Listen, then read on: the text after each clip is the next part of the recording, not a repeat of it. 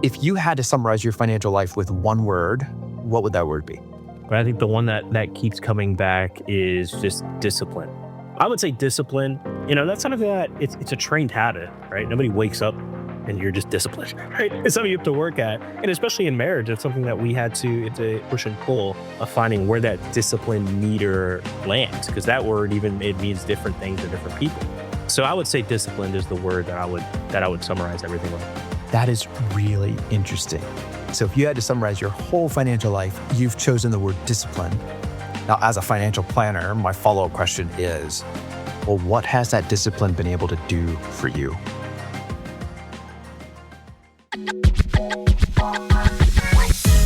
You're listening to The Pilot's Portfolio, the show dedicated to guiding professional pilots towards a future of financial success and stability.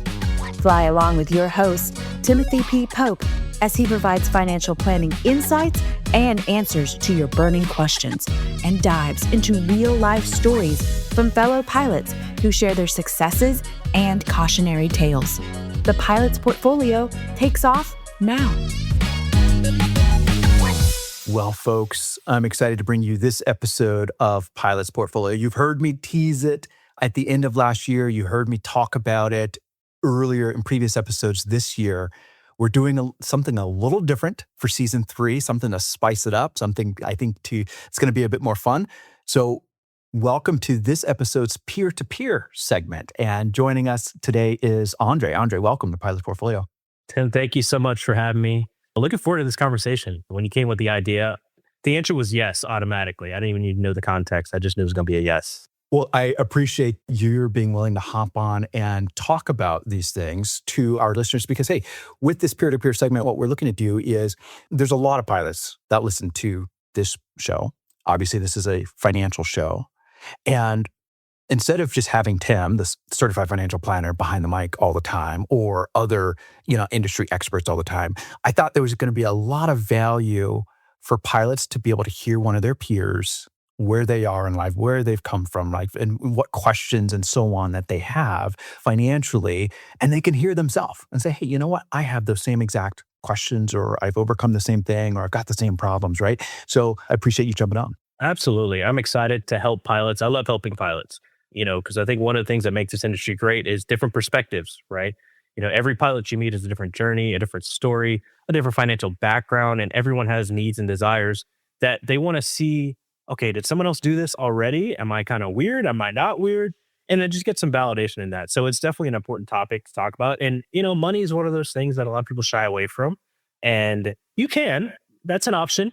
I think it's better to lean in because the more understanding you have of your own finances, just the more freedom you have. And I'm a big person that just loves to have freedom. So I'm excited to be here and talk about it. Yeah. Well, let's do this. First things first, tell us a little bit about your flying background, what seat you sit in, what fleet you're on. Yeah, absolutely. So right now, I'm currently on the Boeing 737 First Officer at American Airlines. And I'm in my 6th year, going on 7 in a month, in a week. I'll be on year 7, which sounds like a crazy long time. So prior to that, I was at Envoy. I got hired off the street back in 2020, right before Armageddon happened, and I got furloughed. Another story for another day, but that will actually kind of play into the financial conversation a little bit. So I did get furloughed from American right as I got hired. Prior to Envoy, I was a corporate pilot. So I kind of went a different direction than some other pilots would. I became a flight instructor right out of Liberty University, did that for about 3 months. And then through networking and opportunities, was able to get a corporate flying job with 250 hours. So I actually did that, flying the Citation Excel from 250 to 1250 was my restricted ATP number. And then I went to Envoy prior to that. So a little bit different flying background, if you will. 100% civilian. I was no military. And here I am now in year 6, going on 7, and loving every second of it. Going on 7 years out of major, some unique experience that you just mentioned, being able to get into the right seat of a corporate jet at 250 hours. So that's awesome. Now you kind of look back and you've also been through some things. I mean, right as COVID was happening and then you guys got a new contract. So you kind of seen some things there in your 7 years. Yes, I would say, it's kind of funny because as you look at the industry when you're about to go into it, you hear of these things happening, But I mean, like anything, you don't think it's going to happen to you. And, I got just punched left and right with some big, huge industry events that I didn't see coming. I think that was the big thing that even now that I look back is I knew it was going to come, except when it comes, you're actually surprised, right?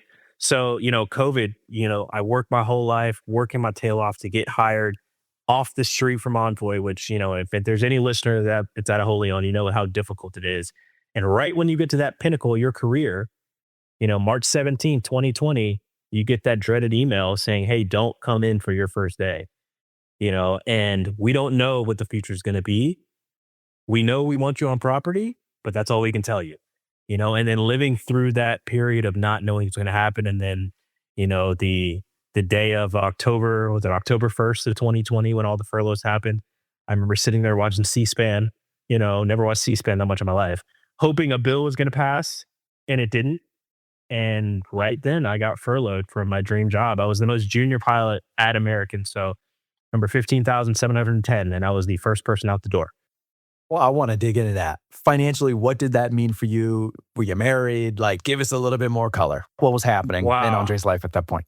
Yeah. So that's a great question. So at the time I was dating. So I interviewed in January of 2020. And you heard some rumblings of things, but nothing big enough to think that the world was going to stop, right? So I interviewed, got the job offer, and, so I was dating, serious dating at the time, and then this event happens. And, for me, knowing that, okay, this is how I was going to provide for my family, to now have this period of uncertainty where I'm going to get paid, but only paid until October. What am I going to do?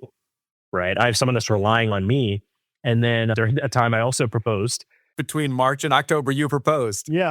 Yeah. Well, you had faith in the industry, my friend. It was coming back. Yes. Yes. It was a very interesting time. So, yeah, and a lot of uncertainty with all of those things. But I think the biggest thing for me just going through that is I knew I had a good sense of my financial situation. So although there was fear, there wasn't like, it wasn't dire straits. It was, this is a bit uncomfortable, but I knew, okay, this is why you save. All those things you did in the past, like now it's the time where that's going to happen. So it actually worked out that I did get furloughed. I did have to file for unemployment, which I would not wish that on my worst enemy. That was a very humbling experience getting to the pinnacle and then you're filing for unemployment. However, the 2 months, I was only furloughed for 2 months. In that time frame, I didn't actually dip into my savings at all. Just the way how the bills and how, the credit card payment cycles worked. I use the credit card as a debit card, paying the bill every month. I never actually had to dip into the savings. So once we got paid back December 1st of 2020, everything just kept moving forward and I didn't have to have any serious financial setbacks. Yeah. So you said something there that I have a follow-up question on. You said, hey, like although there was uncertainty in the job, like you had a good handle on your finances. What had you done up until that point that allowed you to face that uncertainty with, let's say, confidence?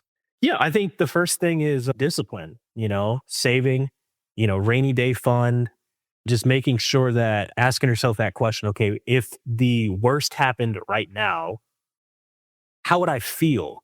And I think, I phrase it with the word feel because in my mind, a lot of financial decisions, it is an emotional feeling that goes behind it. And everybody's feeling is different. So for me to find that number of, okay, how much did I want in a bank account? How much did I want invested? Ultimately, I had to ask myself, okay, do you feel good with this number? So I had a lot of financial discipline, even up to that point. It's kind of crazy because COVID shifted a lot of my financial thinking a little bit. I'm a little too savvy, too fiscally responsible, like saving money and never do anything fun. Just, hey, I can't go here, I can't go there because I got to save for this rainy day, right? So I think those are some of the disciplines that I had of, just making sure that the balance sheet, if you will, was in order, that if the worst happened, that I'd be able to navigate it and at least allow myself time. And I think that's one of the biggest things that safety nets do is they really just allow time. You can control expenses to a point, right? There's only so much stuff you can cut, but really you're just trying to allow time to be able to, seek opportunities and stuff like that. So once COVID happened, it wasn't, it did I cry a couple times? Yes, I did. I'll be honest, I did. However, it wasn't like there was 0.00 in the bank account, Right. right? There was that feeling, that comfort feeling came back. Okay, when I looked at the number, okay, whew, it's going to be okay. So that's kind of how I navigated that part in terms of financial know-how, if you will. I think you bring up a couple excellent points. Having a well-funded emergency fund does give you time when things happen, or they give you the ability to, if it's a large expense, to be able to satisfy that large expense without having to tap credit. And having done those things when times were good for you sets you up to be able to enter some uncertainty with confidence. And that was nice. And then the other thing that you mentioned was, hey, a lot of financial decisions have an emotional component to them. And they absolutely do. Because it's like, well, what do we look at the balance sheet, but okay, what does that mean for me though? And in your case, at that time, it meant that, you know what? You had a specific amount of time, you knew your burn rate, that you were going to be okay, and you were still able to propose to your fiance, in the middle of it because you knew you were going to be fine. Let's go a little bit further back. I would love to hear, what was your financial environment like when you were being raised? Yeah, no, that's a great question. I was blessed to grow up in a household of everyone in my household was a part of the financial industry, if you will, in some shape or form. My mom was a math teacher. My dad was like yourself, a financial planner, CPA. My brother, master's in economics and probably the best wizard I know when it comes to the stock market. And my sister was an educator. So growing up, I got told, hey, can I have this toy? No, you cannot. Or, hey, we're going to go on this trip, so we're going to budget for the trip. Or, hey, consumer debt, like, here's what it is. Be careful of it. There's good debt, there's bad debt, kind of teaching the real truth behind how to leverage money, how to use it the right way, how to use it the wrong way, assets, liabilities, that it's okay to spend money as long as you apply that discipline to it. So I think growing up, just like usually, like, a lot of households, when you have two individuals, they're usually opposite. So my dad was the super conservative, not spend any money. And then my mom was it's okay to spend money. So I kind of got a blend between the two. And again, blessed to have that. And then being the youngest of three, I got to learn from everybody's mistakes. So, I'm seeing this happen or that happen. I'm like, okay, let me take my mental note and, try this a different way or try it another way. But I think all in all these events, because I got to see it happen this way, when adversity did hit, like I said earlier, there was a sense of comfort because I had not maybe experienced it before, but I had seen it maybe in the old family or I'd seen my family talk about other situation it was in. And I knew that, you can't save for a rainy day in 2 seconds. I mean, maybe somebody can. I couldn't do that. So it's a lot of pre-planning years out and to just keep chipping at that pile that you want to build, knowing that, okay, at some point, the reason for this pot is for X or Y. So, like I said, I was blessed to grow up in a household like that taught me the discipline of saving, of tithing, of investing, spending, of not spending more than you have. And I was able to kind of take that into my marriage and into my career and then here today. That's a tremendous benefit, is to be introduced to those concepts at an early age, to see it happening throughout your life so it can become part of your DNA. So then when you are out on your own and you're independent, the things that you were taught, the things that you saw, the things that you practiced under the guidance of parents, they became second nature to you. And so you were able to do it on your own. That is your tremendous benefit. I tell folks we all pay for our education, right? We do it like that, to where you were told no to a toy, or hey, we're gonna budget for this trip that we're gonna take, and so you get it that way. Or sometimes folks come out and they have no idea and they bump their toe, they make some mistakes, and they pay for it that way. And I think as long as we're learning, that's the big thing. So with having that background, and you come to the airlines, which the airlines can be notorious for uneven pay, especially in the beginning. Year one, you're on reserve, maybe you might fly a little extra, you get a true up. And American, you guys have an interesting, the way the paychecks come out anyway. So talk to me about budgeting and how that was early on for you, and maybe some conversations that you were having with your peers and helping them budget if that was going on. Yeah, I think at Envoy it was a lot easier. And I was single at the time. So I already didn't spend much money as it was. So that was pretty easy, I would say. to basically just don't spend more than you make, and set aside what we do now. Tithing was 10%, investing at 15%, saving for something was 20%. So off the top, those already went into their respective buckets, if you will. So the rest was, and there were some other financial rules that I had in there, but basically just lived off that remaining percentage. So now coming into Envoy, their pay structure was a little bit easier to predict, I would say. So one of the things that I try to do, especially in reserve, is, try to find that bottom average number, if you will, or something that you can, with a level of confidence, assume that you're going to get that number, whether it's the min guarantee or whether it's half the line value, whatever number you want to use, and then budget off of that number. So 9 times out of 10, that number was always way lower than the number that actually came into the bank account. And then when the money came into the bank account, then again, that same percentage thing that I did, the 10% went here, 15%, 20%, so on and so forth.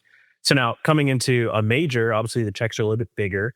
It's the same thing. However, what I did differently at American that I did from Envoy was I kept track of how many hours I was actually doing each month credit-wise. So I still started with a lower number. Let's say maybe it's 75 hours or 80 hours, whatever the case may be, and then track it for a year. And at the end of the year, okay, how many months was I above that number? If it was, maybe, okay, average 100 hours. Well, maybe the next year, the number goes from 80 to 90 or so on and so forth. So it was a lot of paying attention to spending habits. People are creatures of habit. So one thing I've learned about myself is, if you look at our last 5 years of budgets, they're pretty much the same. They don't shift that much. So now, present day, it's, we kind of have that average number. Personally, again, I said a lot of it's emotional, a lot of it's feeling. I like the feeling of starting with a lower number, budgeting everything out, and at the end of the month or the 15th and the 30th, the number grows, right? It just feels like, oh, this is such a great moment. So that's just something for me that helped us both navigate different financial things. So we'd budget off of the number we knew we probably could get without a reasonable doubt. And then once the new money came in, okay, great. There's a surplus. Do we want to put it here? Do we want to put it there? And that's what we found to be successful over the last, now coming up 5 years of marriage and, what is it? 5 months or so, July, whatever that is from now. So that's what we've used to be successful, but I would say I had to pay attention to it. I think money is something that, I heard this quote, if you don't pay attention to money, it never pays attention to you. And now you can take that quote any way you want to. The way I translated that quote is, if I never budget, I will never know how much money that I have. If I never save, then when the time comes to buy it's not going to be there. If you never invest, you're not going to reap the benefits of the investment if you never start it, right? So finances for me, it's always been something to just pay attention to so that, ultimately you can live that life that you always wanted to live or whatever goal you try to meet. I like the points that you made about budgeting and your percentage system. You were doing it on Envoy where it was easier. It carried over to American. Maybe you were doing it at your corporate job, right? And I try to tell folks, hey, the budget it's very informative because if you have savings goals, if you have things that you want to do beyond just your daily sustenance, it's going to inform you how quickly you can get them done. It's going to inform you what the excesses, that you have to do other things. It's also going to let you know, like, hey, how much should I be saving, off the top? But eventually, sometimes we move away from, say, a strict budget to a money management system, right? As the numbers grow and your basics are taken care of. So we've spent some time talking about the beginning. Talk to me about, so I'm going to ask you some questions. So are you married? Yes. Does your spouse work? Yes. You own a home? Yes. Any other sources of income besides the airline job? Yes. And is it W-2 or is it other? 1099. 1099. Okay, cool. So that kind of, married, home ownership. Oh, kids? No kids. No kids, about dual income, own a home, multiple sources of income. So 2 for you, at least. Does she have 1 or 2 jobs? Just the one income. Just the one. Okay. So it's a little bit more complex than your Envoy days, I would imagine. So if you had to summarize your financial life with one word, what would that word be? But I think the one that keeps coming back is just discipline. I would say discipline. That's something that it's a trained habit, right? Nobody wakes up and you're just disciplined, right? It's something you have to work at. And especially in marriage, it's something that we had to, it's a give and take. It's a push and pull of finding where that discipline meter lands, because that word even it means different things to different people, right? So I would say disciplined is the word that I would summarize everything with. That is really interesting. So if you had to summarize your whole financial life, you've chosen the word discipline. Now, as a financial planner, my follow-up question is, well, what has that discipline been able to do for you? Think back the last 5 years, but tell me what's different. The word that's coming in my mind is freedom. Yeah, freedom. My wife and I, we've tracked our net worth from before we were married, back when it was in the negatives for me, student loans and everything. And every time we go on this app, we probably do it like maybe once, twice a year or so. We'll kind of look at the trajectory, just seeing that bar move and then move faster and then move faster and move faster. If we zoom back to each of those moments when you couldn't see where the line was going to go, it reinforced the need to be disciplined. Because at the time, the market could crash, things could happen, COVID 2.0, all these things could happen, right? They're just fears, right? I think the quote was 90% of what you fear never happens, or something like that, right? It was fear. But when we look back, the disciplined, call it 15%, the disciplined, savings, the disciplined this, when you look back and you see, oh, wow, we were able to do all those things and see that number there. And it almost doesn't make any sense, right? Because, the way compound interest works, I remember learning it as a student, it seems like the math doesn't work, right? It seems like somebody lied and they missed a calculation, right? They didn't carry the one, right? So, but to be in a situation where you're like, oh my goodness, like, did the app mess up? Let me refresh it. And no, that's what it does. And then two, it provides that sense of security, right? Knowing that, okay, the investments, they're looking strong, right? Even in the dips, like earlier, almost a year ago now, when the market dipped pretty bad. And you look at it now compared to then, it's almost like it didn't happen, right? You look back at COVID, it's almost like it didn't happen. And this is where, I think the word discipline is important, because when you mix it with that emotional word, when you go back and you look at all the fears that you may have had, and then you zoom forward and look back at those things, it wasn't as bad as you thought it may have been. So that's kind of the big thing for us. And then when you stick with that, it becomes habitual. Like when new money comes in, like you talked about the new contract, we got that retro check, big bonus. The same financial rules applied. 10%, 15%. It's to say it's like robotic at this point. So for us, just training that muscle, now when new money comes in or money changes, nothing really changed, because it's the same thing, whether it's $100, $1,000, whatever the number is, each number goes into its bucket.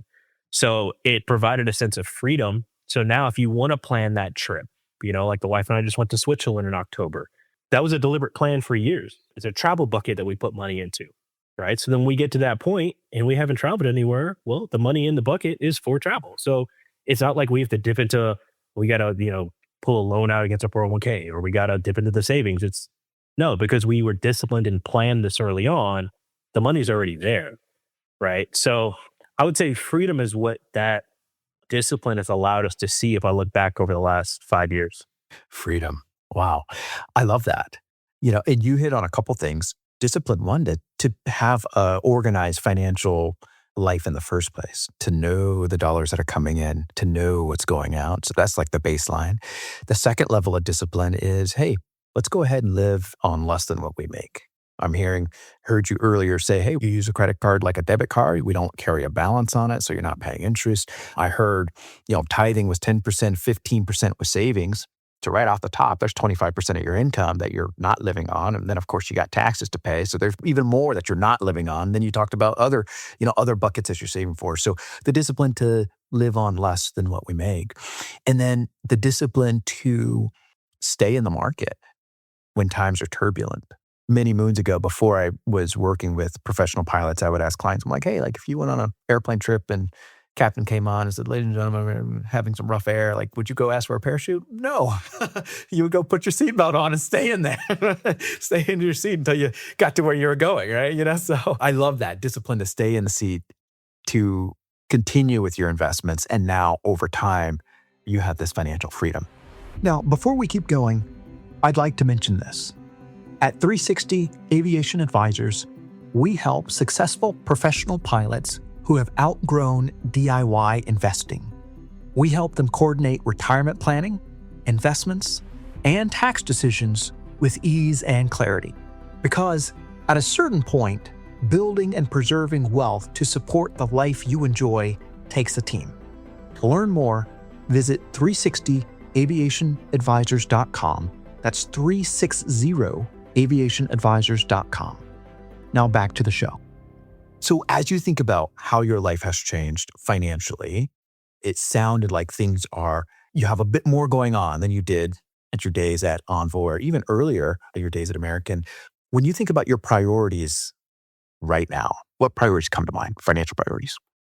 Financial priorities, emotionally, hitting some net worth milestones. I call it emotional because it's just a number. What are they? Well, $1 million has always been the number that I feel like is society. It's always been the fun number to get It's a to, fun number. right? Now, $1 Yeah. million today is not what it was 5-10 years ago, Sure. but it's still a fun number, right? And then outside of that, one of our priorities I guess we kind of already completed it, was just becoming completely debt free outside of the house. That was a really liberating moment. The car payments that we had, which we had financial rules for the cars as well. Then we got to the point and it's like, if we have it and we can do it and it fits in the budget, just pay it off. So we paid it off. And now we haven't had a car payment for 2 years now. And then other things like, our house, right? It's not paid off right now, but if we wanted to, we could. So that's a sense of freedom that is there. So I guess that's a priority there as well. And then moving forward now, I think the priority is multiple flows of income.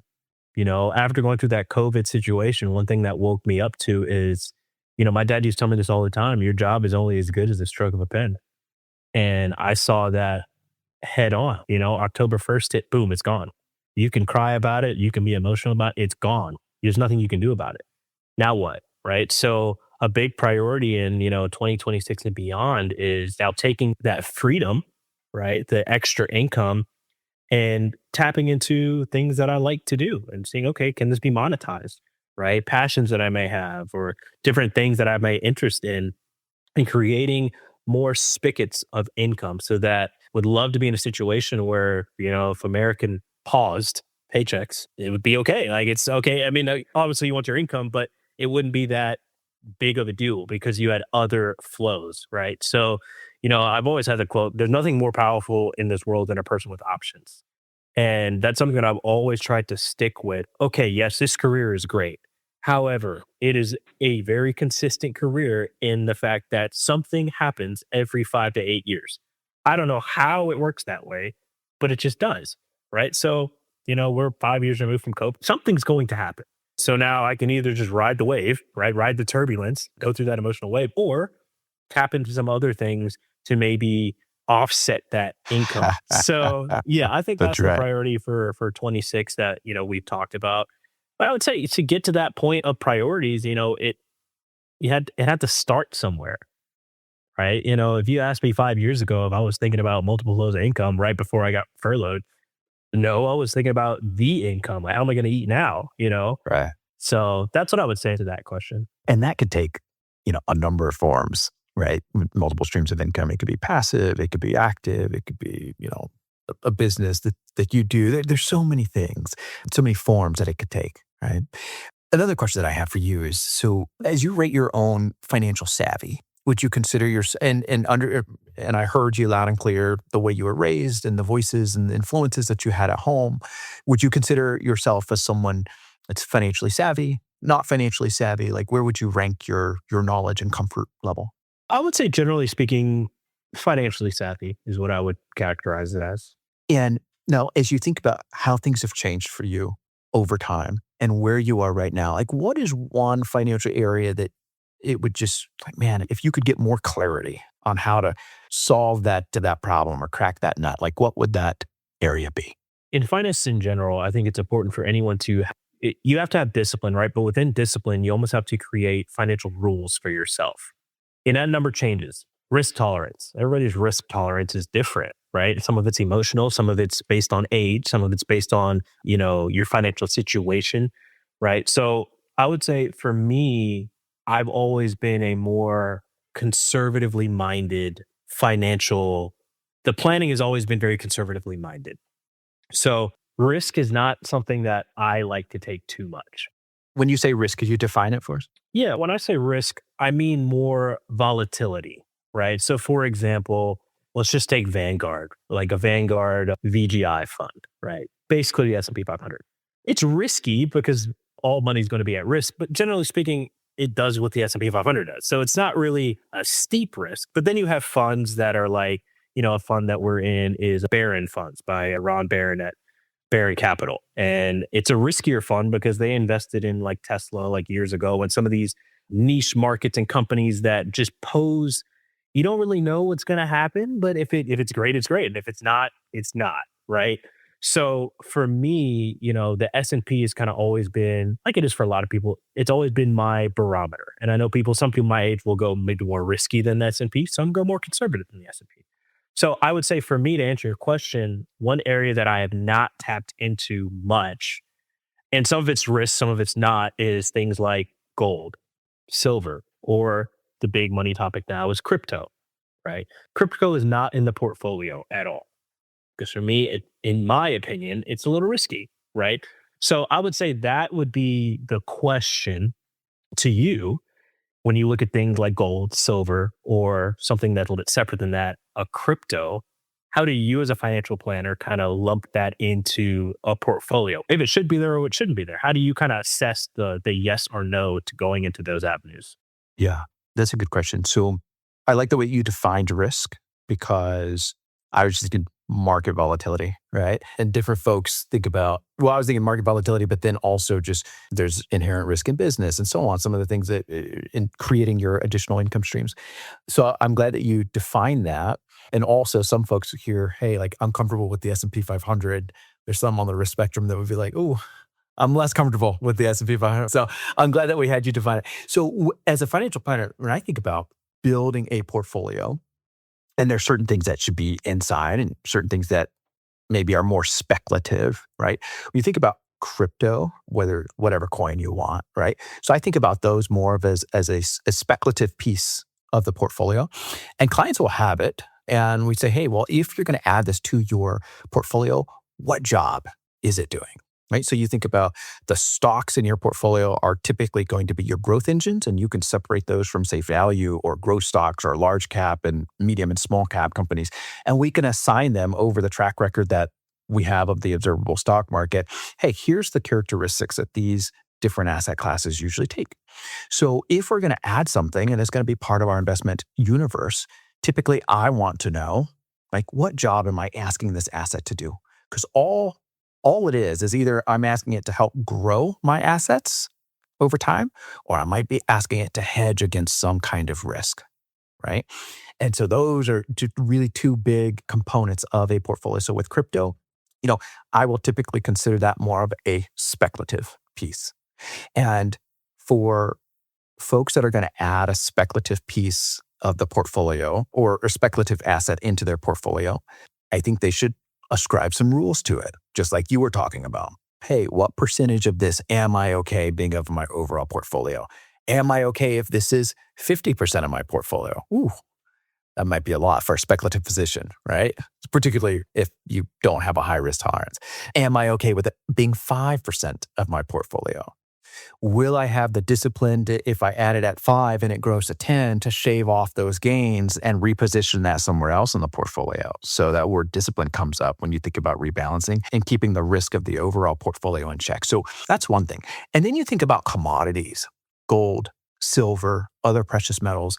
As of this recording in early 2026, they have had a heyday last year, and they continue to do okay here in the first quarter. That being said, look at a historical look at a chart of historical asset price returns and see where commodities typically are. Do they have moments where they pop? Absolutely. Have they been historically your growth engine? No. They will have moments like this where and I think silver in 25 did over like 40% or something like that. It was ridiculous, probably higher. I think silver last year in 2025 just had an absolute run, right? It was just a very high return, but that's not where silver is historically. So when I think about commodities, yes, they can be used as hedges to the price of commodities, right? But like not as a typical growth engine to the overall portfolio. So did that answer your question of how I think about that? Yeah, no, I think it did, because I think you hit on something that I think everyone needs to process is, like you said, what is the goal of this? Buying it for what? Right. And everybody's what is different.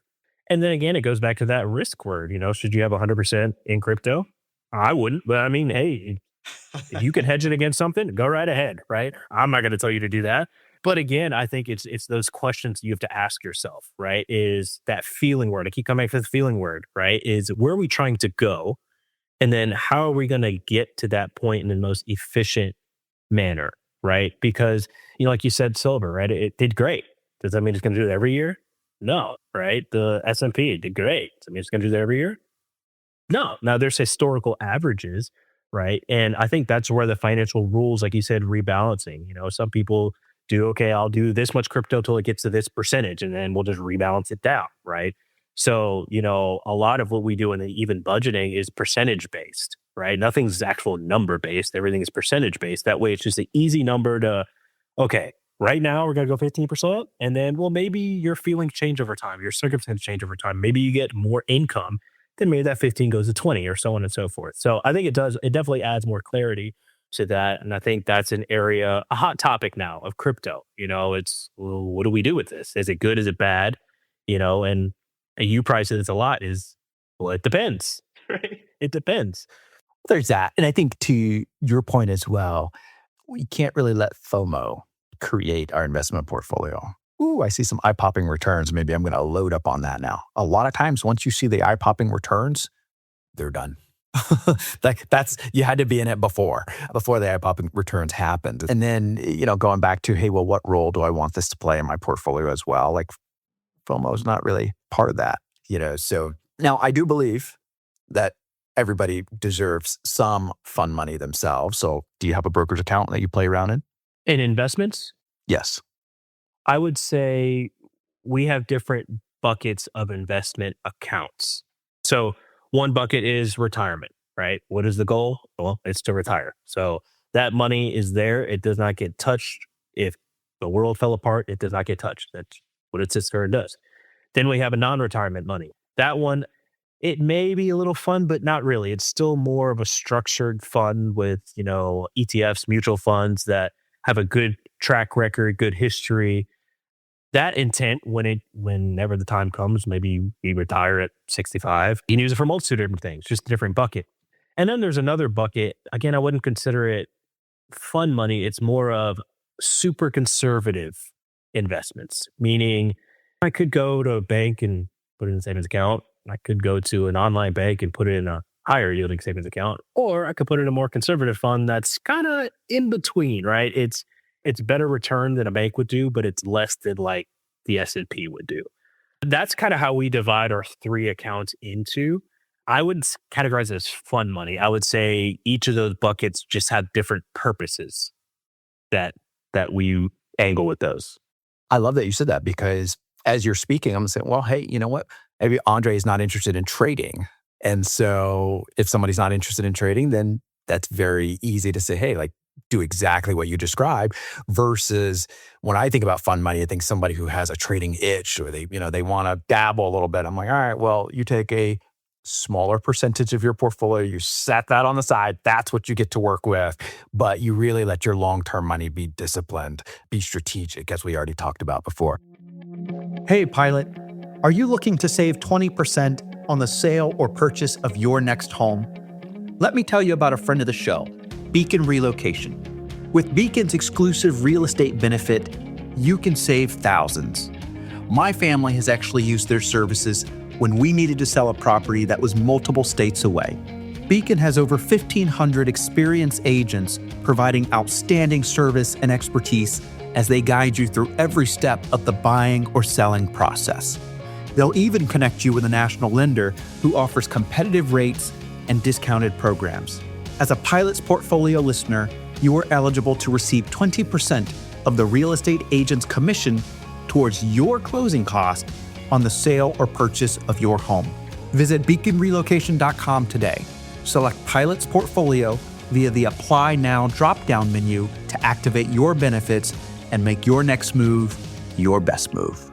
Buyer credit varies in some states. Contact us for details. I have another question for you. Nearly year 7 FO, multiple income streams on your side. How do you approach taxes? I mean, this is so 737, 6-year FO.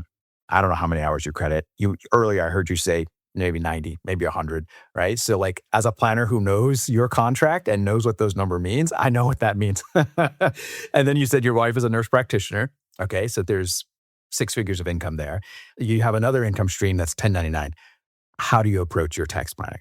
Yeah, I think taxes are the thing everybody hates, right? Unless the IRS is getting the money. We have an interesting structure of how we've structured our business portfolio, if you will. What we try to do is definitely use things like the 401k to offset some of that tax bill, right? And then planning. You can predict what your number probably is going to be at the end of the year, right? The tax brackets are published, right? You know the tax day is April 15th. Like there's not many surprises. So with that, throughout the year, little tax check-ins. Okay, where are we at now? Do we owe? Do we not owe? Personally, this family does not like refunds. They're just psychological, don't like refunds. I don't like giving money that was not supposed to go somewhere, to begin with. I want to get it throughout the year. So we're typically on the side of where we would owe most of the time. But throughout the year, that money's in an account. It's saved, right? It's just we wait until we see how that year is going. And then we adjust our tax planning, if you will, as we see how the year develops with different incomes and different write-offs and different changes, like, some of the changes we got in this bill the last year. So that's how we handle taxes. I wouldn't say that we are, that's one area I wish I was a brainiac on, right? To find the little loopholes here and there of the tax code, legal ways to reduce that tax bill. But those are kind of strategies that we use, as we navigate taxes. Yeah. Well, and I think we're not going to get away from them, but we do owe it to ourselves to pay no more than what we have to pay. So you hit the nail on the head with, hey, your retirement plans that can help offset. The employer benefits can help offset. You've got a couple businesses, it sounds like. So even those plans themselves, or those businesses can have plans if the cash flow supports it to offset some of the income. And then as you are evaluating risk, there's other alternative investments that you have the time and capacity that you could get into, some of which can offset W-2. Others could offset some passive income. So there is a toolbox to be used when it comes to tax planning. I love the fact that we had this conversation, and I'm hoping that the listeners at home can see themselves at somewhere along your journey, right? And hear some of the things that you've talked about, which, I heard, hey, discipline, budget. You have different sets of money, your long-term money, your intermediate-term money, and then your emergency fund, some of those, conservative things. I've got some rapid fire questions. Do it. Before I go to rapid fire, is there anything else that you want to mention or you think we should ask? No, I think you hit it there. I would say for the listeners, you have to be curious when it comes to finances, right? Nobody has the magic crystal ball to know. Everything is risk. Some of it is personal. Everybody's situation is different. Your background, how you grew up. There's a lot more facets to finances that I don't think people consider, right? And it's not wrong. It's just that's how you grew up. I was blessed to grow up in a family that they knew a lot about money. But it doesn't make me any better or worse than anybody else. And vice versa. If you didn't grow up like that, that doesn't mean that you're incapable of making good financial decisions. I think the biggest thing is you have to understand that it is very emotional, right? It takes a level of discipline. And at the end of the day, you have to be comfortable with the choices that you're going to make. We can all have dreams and aspirations to have this number or have that number. I think at the end of the day, if you don't plan for it, it's just pixie dust. It's never going to materialize. Who's to say that, Tim, if you want to have a $15 million house at some point, if you don't already have that now, some point in the future, why can't you get there? Right. It's just math, right? It's not, it may, we'll have to divide that out and year by year, month by month, but it's just reverse engineered math, right? If somebody wants to take that trip to wherever at some point, just reverse engineer the math. So that's kind of that, at least what helped us in our financial journey is, being curious, listening to different outlets like this, not being afraid to look at the numbers. Look, my personal number was negative for a very long time. It didn't feel good, but I had to look at it because until I got that anger that minus was in front of the number, I didn't have the discipline to want to get that negative to hit even zero. And when it hit zero, I was like, oh my Celebrate. gosh, this is the greatest feeling, right? And then now it's, I'm never letting this get back to the negative. Then it's, I'm never letting it get below this number. Then it's, you kind of move that goalpost. So it's fun for me. It's because, like I said earlier, if you don't pay attention to it, it's not going to pay attention to you. So that's the last thing I would say on that. No, that's right. Thank you. That's awesome. Time and discipline are superpowers, huge levers, right, that we have with financial success. So I've got some rapid fire questions. Say the first thing that Let's do it. comes to mind. All right, here we go. When you think about portfolio construction, you think about single stocks, ETFs, and mutual funds. ETF/mutual funds. Your 401k contributions for you personally, pre-tax or Roth. Both. Market-based cash balance plan or receive spill cash. The latter. Spill cash. Yes. Age 65 is coming. Do you ever plan to 100% retire? Will you be dabbling into things? I don't think I'll ever 100% retire. Okay. I'd probably still dabble. One financial habit you're really happy about. Budgeting. And then the last question, one financial habit you'd like to break.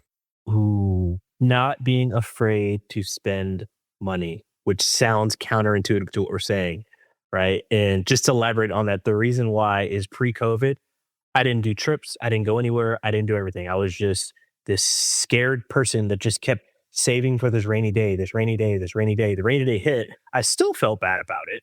But now, like I tell my wife, look, we every bucket has been crafted. It's been disciplined. It's been funded. It's okay to spend. It's okay to want nice things. It's okay to want that nice piece of clothing or that nice car, right? It's not bad to spend money. Where it gets out of hand is when it's uncontrolled, when those things have you instead of you having it, right? Like I said, it was very liberating when we got those two cars. Like, it was great. First big boy car, right?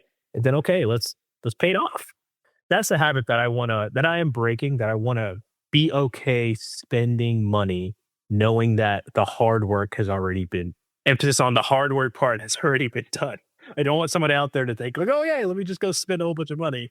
I would say that just trust the process, right? It's not going to be like that forever, right? But if you pay attention to it and you do just these little micro habits turn into bigger habits or turn into bigger habits. Eventually, you're going to look at your portfolio, you're going to look back at the last couple of years and be proud of what you did. And then with that proud number, it's okay. Go on that vacation.